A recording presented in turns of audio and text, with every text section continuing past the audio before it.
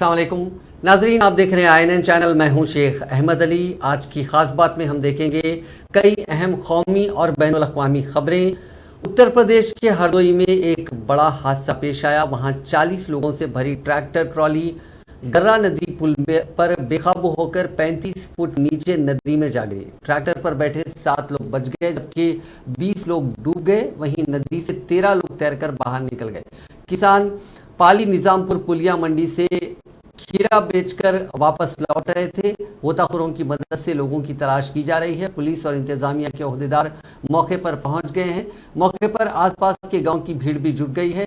Trolley फौरी तौर पर नहीं मिली थी। सभी किसान वैगराजपुर के रहने वाले हैं। वज़ीर आज़म नरेंद्र मोदी ने कहा है कि खादी तरक्की याफ्ता और खुद कफील भारत के ख्वाब की ताबीर के लिए तहरीक का बाइस हो सकती है।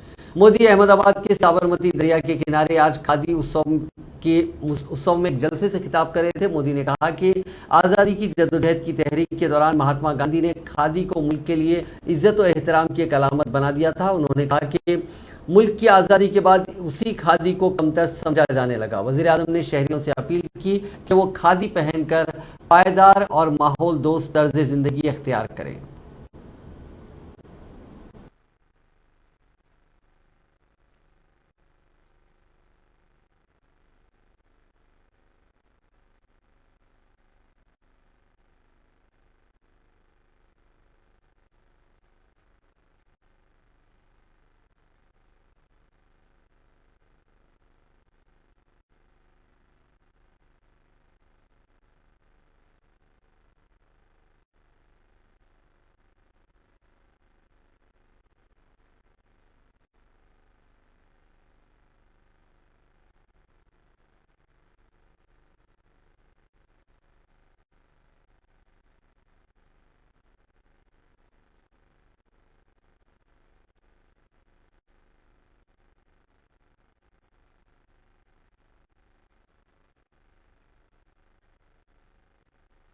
यहां जो तिरंगा रैलियां निकली, प्रभात फेरियां निकली, उनमें राष्ट्रभक्ति का ज्वार तो था ही।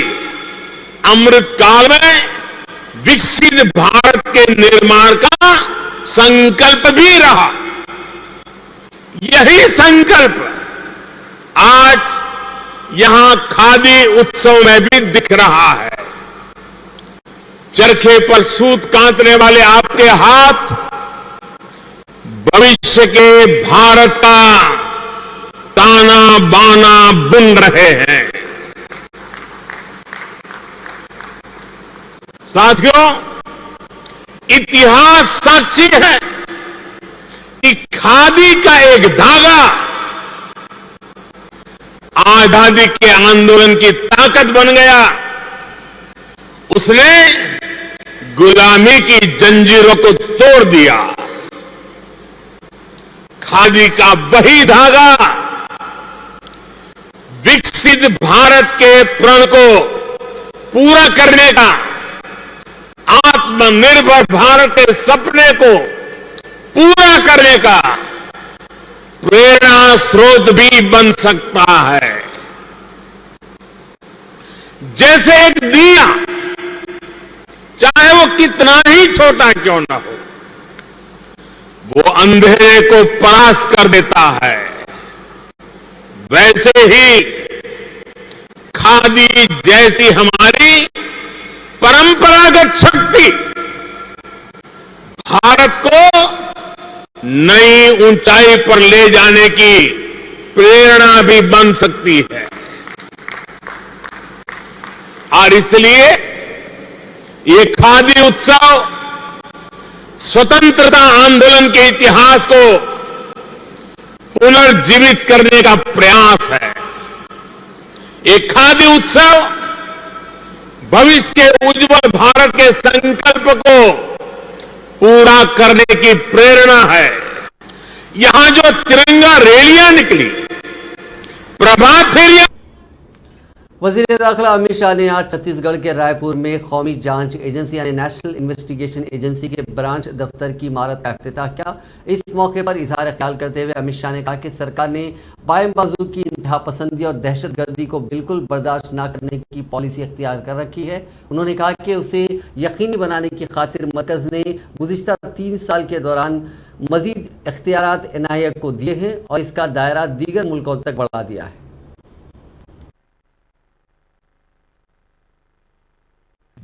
2019 के बाद हमने एनआईए एक्ट और यूएपीए एक्ट के अंदर बहुत महत्वपूर्ण संशोधन किए हैं।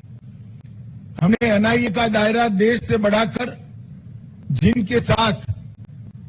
जिन देशों के साथ हमारी राजनयिक संधियां हैं वो देशों तक बढ़ाने का काम किया है, जिससे आतंकवाद का प्लानिंग कहीं पर भी हुआ हो, प्लानिंग करने वालों तक एनआईए पहुंच सके और बाहर से प्रेरित किसी भी आतंकवादी हमले का जड़ तक जांच कर सके।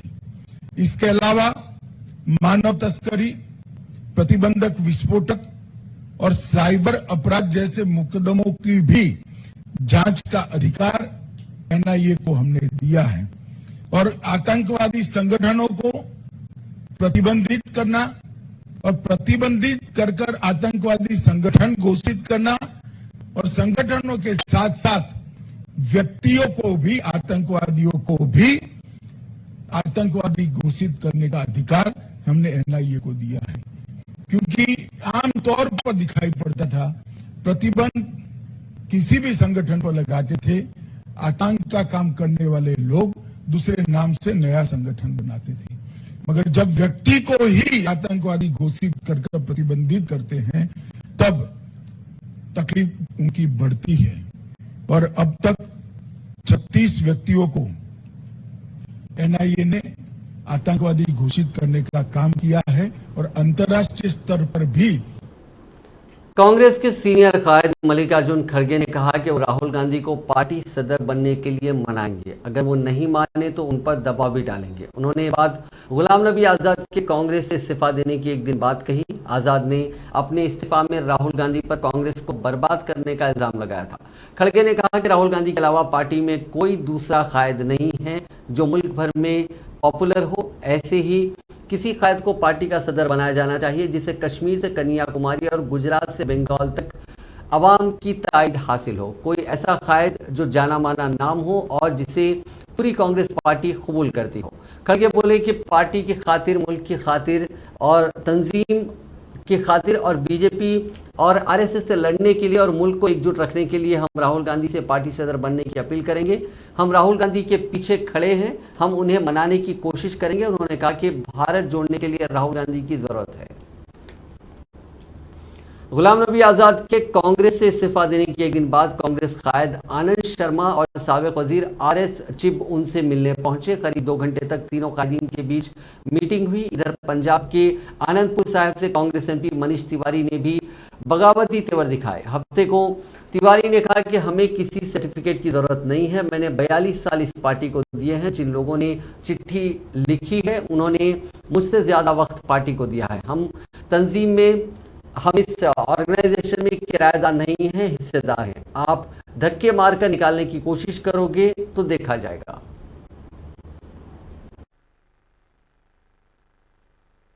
हमें किसी से कोई सर्टिफिकेट की जरूरत नहीं। मैंने 42 साल इस पार्टी को दिए हैं और बाकी लोगों ने जिन्होंने खत लिखा था उन्होंने मेरे से ज्यादा समय इस पार्टी में अपनी जिंदगी व्यतीत की थी, तो किसी को कोई सर्टिफिकेट की जरूरत नहीं है। और मैं पहले भी इस बात को कह चुका हूं कि इस संस्था में हम किराएदार नहीं हैं, हिस्सेदार हैं। अब आप धक्के मार के निकालने की कोशिश करोगे तो फिर दूसरी बात है, फिर देखा जाएगा। You know, at times it is strange if not quixotic that people who do not have the capacity to even fight a ward election, or to talk of winning an election, people who till yesterday were the Padasis of Congress leaders, when they give gyan about the Congress party, it is laughable for the lack of a better word.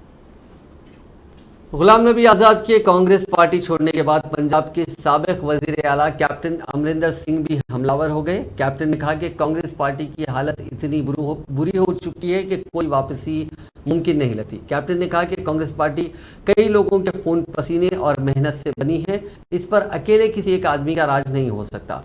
Captain Amarinder Singh ने कहा कि जब कांग्रेसी गुलाम नबी आज़ाद जैसे को party में नहीं रख सकते, जिन्होंने पूरी जिंदगी पार्टी के साथ बिताई, इससे आपके कामकाज और सीनियर और तजुर्बेकार कायदीन के साथ पेश आने का तरीका बहुत गलत है। पार्टी ने आज़ाद को बहुत कुछ दिया, लेकिन उन्होंने भी पार्टी के लिए बहुत कुछ किया। ये एक लगातार अमल है जो चलता रहा है। दिल्ली के डिप्टी सीएम मनीष सिसोदिया ने बीजेपी और मरकजी हुकूमत पर जमकर निशाना साधा। उन्होंने कहा कि मोदी हुकूमत दिल्ली के सरकारी स्कूलों को बंद कराना चाहती है। मीडिया से बात करते हुए सिसोदिया ने कहा कि मुल्क में 2014 से बीजेपी की हुकूमत है। आप पता कर लीजिए कि इस दौरान उन्होंने कई सरकारी स्कूलों को बंद करवाया, वहीं कई प्राइवेट स्कूल खुलवाए। यही वजह है कि वो अब दिल्ली के स्कूलों में करप्शन की बात कर रही है। इनकी सारी बातें झूठी हैं। सीबीआई और ईडी तो इनके बहाने हैं। फिर से नए सिरे से फिर से सर्च करा लो। एक रेड अभी हफ्ते भर 10 दिन पहले कराई है, एक और रेड करा लो। इस बीच में 10 दिन में हो सकता है 4 और स्कूलों की बच्चों की कॉपियां मिल जाएंगी, मेरे घर पे किताबें मिल जाएंगी, यही ऐड हुआ होगा। लेकिन करा लो, आपकी मर्जी है। मैं पिछली उससे नहीं डरा आपकी, अभी क्या डरूंगा। लेकिन नई सीबीआई रेड कराने से पहले जरा ये भी बताएं ये लोग कि जब आप कहते थे पार्टी में चंदा गड़बड़ है 6-7 साल पहले, उस पर भी बड़ी रेड कराई थी, उस पर भी बड़े थाने में चलवाए थे, उसका बताओ, उसका क्या हुआ। आपने सीएम के ऑफिस में रेड कराई थी, बोले बड़ा भ्रष्टाचार है यहां पे, उसका बताओ, उसका क्या हुआ। उसमें कुछ निकला? नहीं निकला। कुछ कर पाए उसमें? नहीं कर पाए, क्योंकि फर्जी था। मेरे घर पे 4 साल पहले सीबीआई रेड कराई, बोले जी फेसबुक को विज्ञापन दे दिया बिना टेंडर के। अरे फेसबुक तो एक ही कंपनी है, उसको ही जाएगा। बोले जी यही गड़बड़ है। उसके बाद सीबीआई रेड कराई, क्या निकला? कुछ नहीं निकला। लिख के देना पड़ा जी कुछ नहीं है, इसमें कुछ नहीं निकला। 40 एमएलए के खिलाफ कराया, उसमें क्या निकला बताओ देश को। ये हर वक्त CBI CBI CBI ED ED रटते रहते हैं ना। थोड़ा स्कूल भी रख लो, ज्ञान हो जाएगा, थोड़ा सा शांत हो जाएगा मन। स्कूल की बात सोचोगे तो, बच्चों के बीच में रहोगे तो थोड़ा और दिमाग शांत हो जाएगा। मैं तो जाता हूं, बच्चों के बीच में जाता हूं, अच्छा लगता है। 24 घंटे सीबीआई ईडी, इनको यही करना आता है। किसी के सीबीआई की रेड डालनी आती है, किसी के ईडी की रेड डालनी आती है, और स्कूल बंद कराने आते हैं। हमको स्कूल बनवाने आते हैं, हमको स्कूल चलाने आते हैं, हमको स्कूल खुलवाने आते हैं। हम वो करते रहेंगे, आपको जो आता है वो कर लो। मैं अभी भी एक नजफगढ़ से आ रहा हूं। नजफगढ़ में एक बहुत शानदार सरकारी स्कूल जो देश में अपने आप में यूनिक है। पूरे देश में आपको ऐसा स्कूल देखने को नहीं मिलेगा जहां बच्चे यूनिफॉर्म पहन के एनडीए में जाने की तैयारी कर रहे हैं और अपनी 9वीं 10वीं 11वीं की पढ़ाई कर रहे हैं। मैं चाहूंगा किसी दिन आप भी जाइएगा वहां पे, बड़ा अच्छा वातावरण है। हमको वो आता है, हम वो कर रहे हैं। इनको स्कूल बंद करवाने आते हैं, वो कर रहे हैं। सीबीआई और शराब पॉलिसी के सिलसिले में हाल ही में सीबीआई की जानिब से दिल्ली के नायब वजीर आला मनीष सिसोदिया की रिहायशगाह पर मारे गए छापे के खिलाफ आज आम आदमी पार्टी के कारकुनों ने एहतजाज किया। इस दौरान पार्टी कारकुनों ने पूछा कि सीबीआई ने जो छापे मारे थे उसमें आखिर क्या मिला।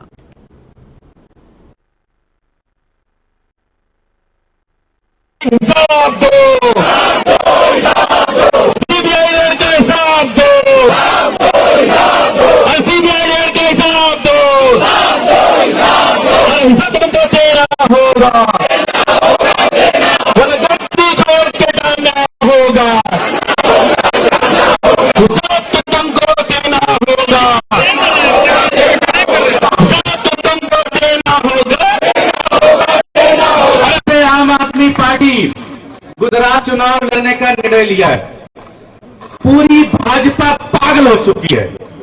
27 साल से इन्होंने पूरे गुजरात को लूट लिया। एक एक आदमी परेशान है। पूरे गुजरात को शराब का माफिया का इंडस्ट्री चलाता है। 10-22 हजार करोड़ रुपए से ज्यादा के ड्रग्स मिले, एक भी आदमी नहीं पकड़ा गया। जहरीली शराब में 100 लोगों से ज्यादा लोग मर गए। एक आदमी नहीं पकड़ा गया।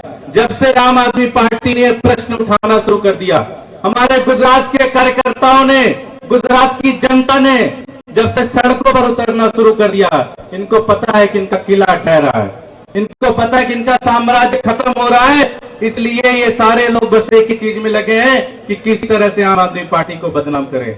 आम आदमी पार्टी बदनाम नहीं हो सकती, क्योंकि आम आदमी पार्टी सच्चे और ईमानदार लोगों की पार्टी है।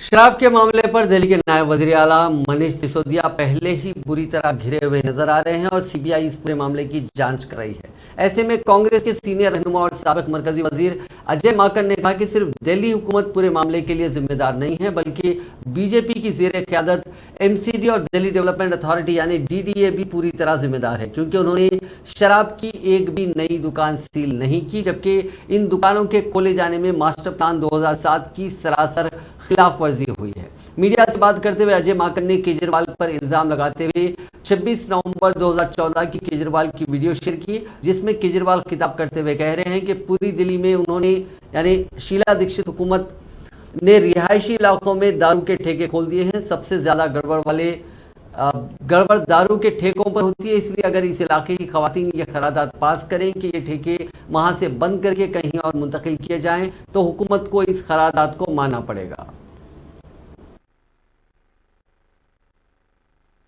144.36 करोड़ का वेव ऑफ कर दिया लाइसेंस फीस शराब माफियाओं के, और यह कहा कि हमने कोविड में इन बेचारों को बहुत नुकसान हुआ है, इसलिए इनसे पैसा 144 करोड़ रुपए माफ कर दिया जाए।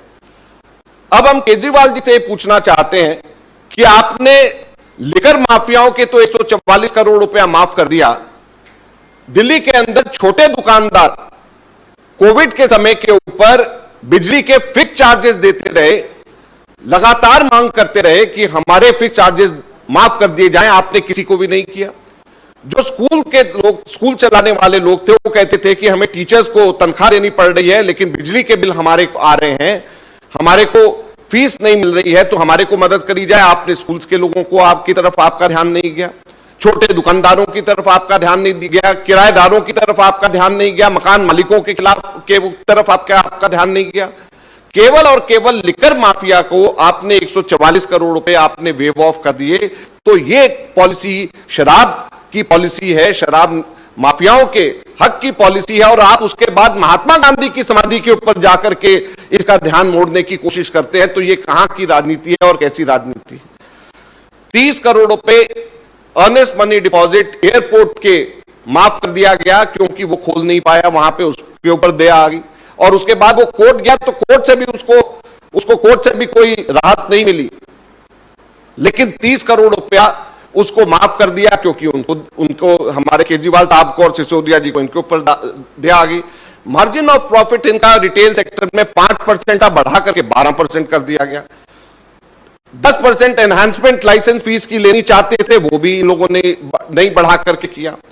और पहला क्वार्टर 2022-23 का हमारे यहां पे दिल्ली में विस्की की सेल, शराब की सेल 59.6% बढ़ गई, और हमारे वाइन की सेल 87.25% बढ़ गई। लेकिन हमारा जो टारगेट है उसमें 1870 करोड़ रुपए के टारगेट के अंदर हमारी कमी आई है। तो जब हमारे सेल लेकर की बढ़ गई, टारगेट में 1870 करोड़ रुपए की इन्हीं की नीतियों की वजह से जो कमी आई है, यह भ्रष्टाचार नहीं है तो क्या? दिल्ली के मुस्तफाबाद से आम आदमी पार्टी के रुकन असेंबली हाजी यूनुस ने एक वीडियो ट्वीट करते हुए दावा किया कि कुछ गैर समाजी अनासिर ने उनकी गाड़ी पर हमला किया। उन्होंने कहा कि जिस वक्त हमला किया गया, गाड़ी में उनका बेटा और 2 बेटियां बैठे हुए थे। वीडियो शेयर करते हुए हाजी यूनुस ने लिखा कि कुछ गैर समाजी अनासिर ने मेरी गाड़ी पर हमला किया, जिसमें मेरा बेटा और बेटियां मौजूद थे। सफ़ेद रंग की स्कॉर्पियो पर सवार नशे में धुत 5 नौजवानों ने मेरी गाड़ी को रोका और अहले खाना से बदसलूकी की। पुलिस ने इस वीडियो का नोटिस लेते हुए आईपीसी की दफात 341, 506 और 34 के तहत मुकदमा दर्ज कर लिया है। दिल्ली पुलिस का कहना है कि ये वीडियो 24 तारीख की रात शास्त्री पार्क इलाके का है। हाजी यूनुस की गाड़ी में उनका बेटा मोहम्मद अनिस मौजूद था, जिसकी एक स्कॉर्पियो गाड़ी में बैठे कुछ नौजवानों से बहस हुई। पुलिस का कहना है कि कार नोएडा के पते पर रजिस्टर्ड है। उन नौजवानों की शिनाख्त करके जल्द पूछताछ की जाएगी।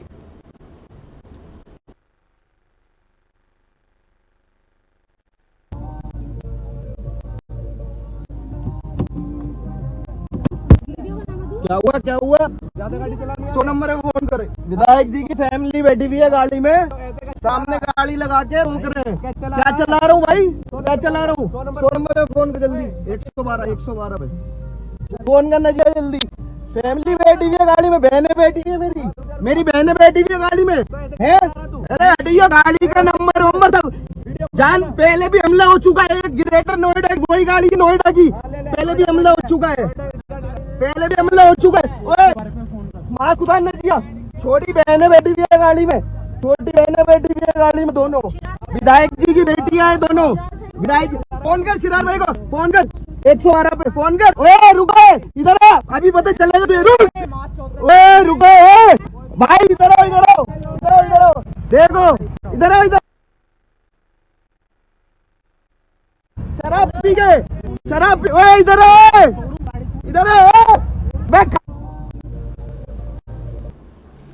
गोवा पुलिस ने बीजेपी लीडर और कंटेंट क्रिएटर सोनाली फोगाट कत्ल के मामले में हफ्ते के रोज एक ड्रग स्मगलर और रेस्टोरेंट मालिक को हिरासत में ले लिया।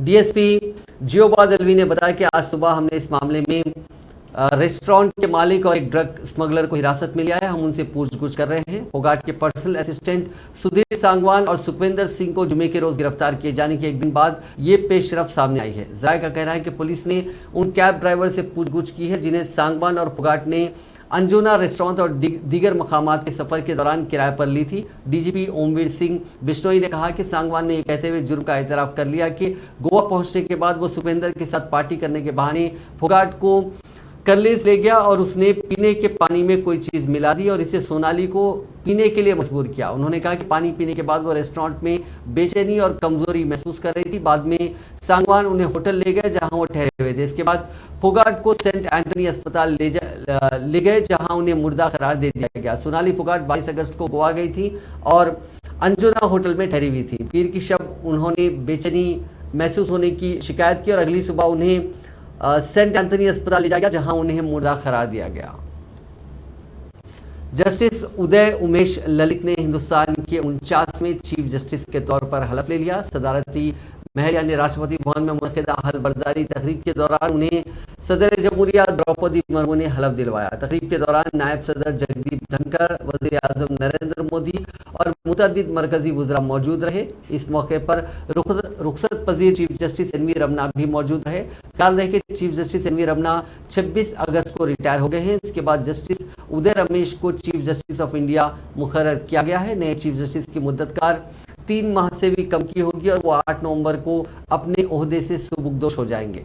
नए chief justice of India Uday Umesh Lalit 9 नवंबर 1957 को सोलापुर महाराष्ट्र में पैदा हुए थे। जून 1983 में उनका महाराष्ट्र और गोवा बार काउंसिल में बतौर वकील इंदराज हुआ। इसके बाद जनवरी 1986 में दिल्ली आने से पहले दिसंबर 1985 तक वो बॉम्बे हाईकोर्ट में प्रैक्टिस कर रहे थे। नए चीफ जस्टिस फौजदारी कानून के माहिर हैं। वो 2G मुकदमात में सीबीआई के स्पेशल पब्लिक प्रोसिक्यूटर के तौर पर काम कर चुके हैं। वो मुसलसिल 2 मरतबा सुप्रीम कोर्ट की लीगल सर्विसेज कमेटी के रुकन भी रह चुके हैं। इंतहाई नर्म तबीयत के मालिक उमेश ललित हिंदुस्तान की तारीख के दूसरे चीफ जस्टिस हैं जो सुप्रीम कोर्ट के जज बनने से पहले किसी हाई कोर्ट में जज नहीं रहे।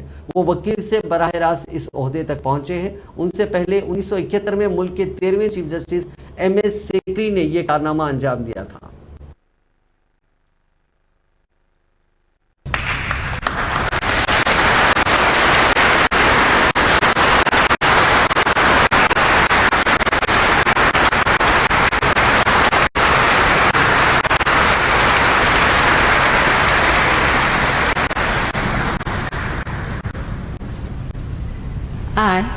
I, Uday Umesh Lalit, having been appointed Chief Justice of the Supreme Court of India, having been appointed Chief Justice of the Supreme Court of India, do swear in the name of God do swear in the name of God that I will bear true faith and allegiance to the Constitution of India as by law established. that I will bear true faith and allegiance to the Constitution of India as by law established, That I will uphold the sovereignty and integrity of India.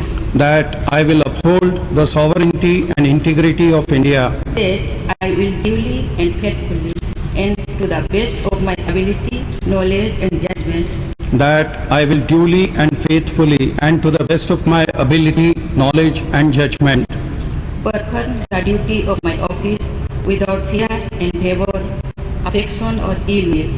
perform the duties of my office without fear or favor, affection or ill will, And that I will uphold the Constitution and the laws.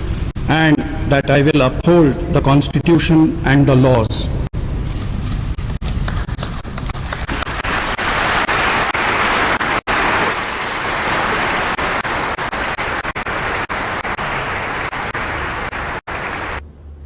Delhi से मलक नोएडा के twin towers यानी सियान और apex इतवार को ठीक 2:30 पर जमीन दोस्त कर दिया जाएगा। यानी अब इस ट्विन टावर को मुनहदिम होने में कुछ ही घंटे का वक्त बचा है। इसके लिए तैयारियां मुकम्मल कर ली गई हैं और किसी भी मुश्किल हालात से निपटने के लिए 300 पुलिस एहलकारों की तैनाती इलाके में की गई है। सेक्टर 93A वाक़े ट्विन टावर की निज़ामी कार्रवाई के पेश नज़र ट्रैफिक पुलिस ने डायवर्जन प्लान भी तैयार कर दिया है। बताया जाता है कि ट्विन टावर को धमाके से मुनहदिम किए जाने के ठीक 15 मिनट पहले एक्सप्रेसवे पर डायवर्जन नाफिज कर दिया जाएगा। नोएडा ग्रेटर नोएडा एक्सप्रेसवे पर धमाके के बाद धुल खत्म होने तक गाड़ियों की आमद और रफ्त पूरी तरह से बंद रखी जाएगी। दिल्ली पुलिस की लाइसेंस ब्रांच ने stand up comedian Munawar Faruqui की दिल्ली में परफॉर्म करने की दरखास्त को मुस्तरद कर दिया। उनका शो 28 अगस्त 2022 को दिल्ली के सेवक सेंटर में मुनक़िद होने जा रहा था। कबलजी सेंट्रल डिस्ट्रिक्ट पुलिस ने यूनिट को रिपोर्ट देते हुए कहा था कि मुनव्वर का शो इलाके की फिरकावाराना हम आहंगी को मुतासिर करेगा। दरअसल विश्व हिंदू परिषद ने दिल्ली पुलिस को खत लिखकर मुनव्वर के शो को मनसूख करने का मुतालबा किया था। उन्होंने कहा था कि अगर ये शो होता है तो वीएचपी और बजरंग दल के अरकान उसके खिलाफ एहतजाज करेंगे। ये खत वीएचपी के दिल्ली के सदर सुरेंद्र कुमार ने दिल्ली के पुलिस कमिश्नर को लिखा था। उत्तर प्रदेश का हेल्थ सिस्टम बीमार हो गया है। देवरिया और बागपत के 2 वीडियो इसकी तस्दीक करते हैं। देवरिया में जिला अस्पताल में बुजुर्ग मां के लिए एक नौजवान को स्ट्रेचर नहीं दिया गया, थोड़ी देर बाद उसकी मां की मौत हो गई। दूसरा वीडियो बागपत का है।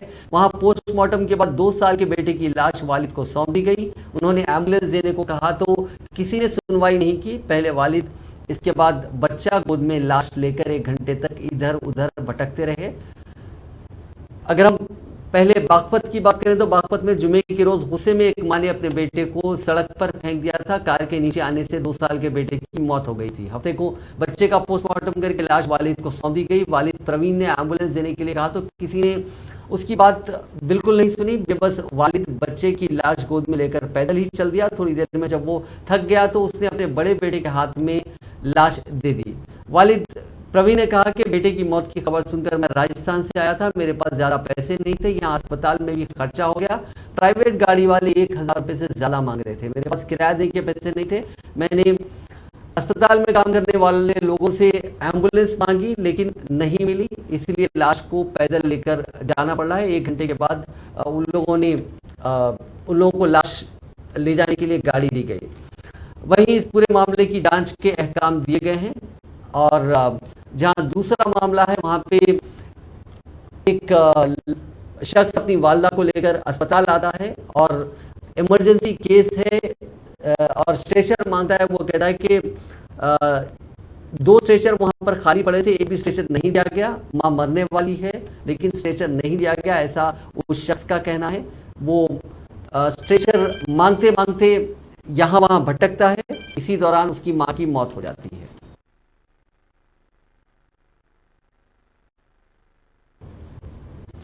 बिहार में विजिलेंस ने रूरल डेवलपमेंट डिपार्टमेंट के एग्जीक्यूटिव इंजीनियर के ठिकानों से 5 करोड़ से ज्यादा कैश बरामद किया है। इंजीनियर संजय कुमार राय के पटना के 2 और किशनगंज के 3 ठिकानों पर छापेमारी की गई है। पटना के ठिकानों से 1.25 करोड़ कैश तो किशनगंज से 4 करोड़ रुपए कैश मिले हैं। दोनों जगह कैश गिनने के लिए मशीनें मंगवाई गई। इंजीनियर संजय कुमार राय का घर पटना के बसंत विहार कॉलोनी में है, जबकि तैनाती किशनगंज इलाके में। विजिलेंस की 2 टीमों ने हफ्ते की सुबह 7 बजे तक एक साथ पटना और किशनगंज में छापे मारे थे। किशनगंज में 13 मेंबर्स की टीम थी और इन पूरे छापों में बरामद कैश में करीब 3 करोड़ रुपए पर्सनल असिस्टेंट ओम प्रकाश यादव के घर से 4 करोड़ और कैशियर के घर से करीब 1 करोड़ रुपए कैश मिला है। ओम प्रकाश यादव को संजय कुमार राय ने अपने खर्च पर रखा हुआ था। नाजरीन, आज की खास बात में बस इतना ही। आपसे कल मुलाकात होगी नई खबरों के साथ। आप देखते रहिए INN चैनल।